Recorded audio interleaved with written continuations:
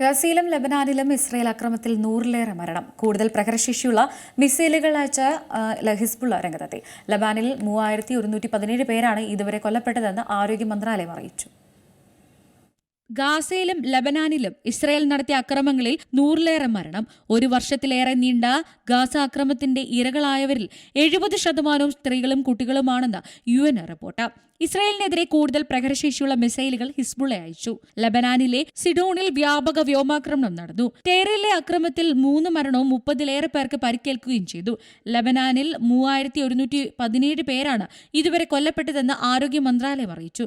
ഗാസയിൽ അന്താരാഷ്ട്ര നിയമങ്ങളുടെ നഗ്നമായ ലംഘനമാണ് ഇസ്രയേൽ തുടരുന്നതെന്ന് UN കുറ്റപ്പെടുത്തി. ഒരു വർഷത്തിലേറെയായി തുടരുന്ന അക്രമങ്ങളുടെ ഇരകളായവരിൽ 70% സ്ത്രീകളും കുട്ടികളുമാണെന്ന് 32 പേജുള്ള UN അന്വേഷണ റിപ്പോർട്ട് ചൂണ്ടിക്കാട്ടി. ഒരു മാസത്തിലേറെയായി വടക്കൻ ഗാസയിൽ തുടരുന്ന ഉപരോധവും ആക്രമണവും സൃഷ്ടിക്കുന്ന മാനുഷിക ദുരന്തം ഹൃദയഭേദകമാണെന്ന് UN ഏജൻസികളും അറിയിച്ചു.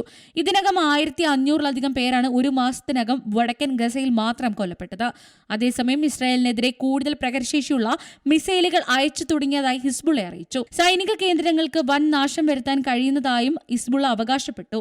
വിവരച്ചോർച്ച ഉൾപ്പെടെയുള്ള കാര്യങ്ങളിൽ നെതന്യാഹുവിന്റെ ഓഫീസിലെത്തിയ അന്വേഷണം ആരംഭിച്ചു. ഗാസയുമായി ബന്ധപ്പെട്ട നിർണായക വിവരങ്ങൾ ചോർന്നതിന് നെതന്യാഹുവിന്റെ സഹായി ഉൾപ്പെടെ 5 പേരെ നേരത്തെ അറസ്റ്റ് ചെയ്തിരുന്നു. അതിനിടെ ഇറാനും അമേരിക്കയും തമ്മിലുള്ള ബന്ധം കൂടുതൽ വഷളായി.